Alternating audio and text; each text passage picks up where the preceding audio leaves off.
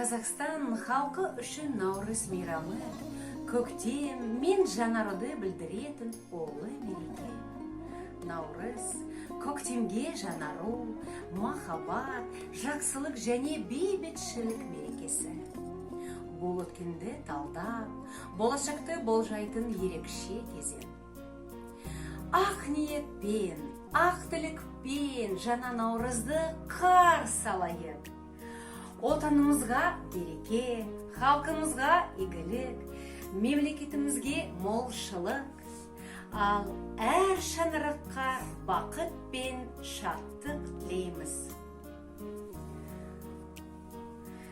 Наурыз мейрамы біздің елімізге әрбір отбасына бірлік пен қуаныш, амандық, бақыт пен молшылық әкелсін.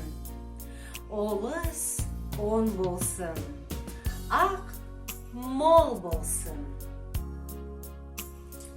Стихотворение. Хорошо, что есть праздник такой. Автор Калюга Галина Ивановна. Ласкает луч солнца, отступает стужа, тает снег, синеют небеса, снегири чирикают под окнами, вокруг чудесная волшебная краса.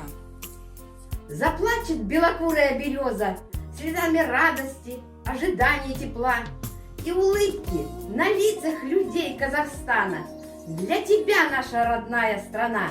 Пробуждение природы от сна дарит нам Наурыз весной. Зарождается новый день грядущий. Весна согреет землю и нас с тобой. Позовет Наурыз Дастархану, и начнется праздничный той. Будем радоваться, веселиться вместе. Хорошо, что есть праздник такой.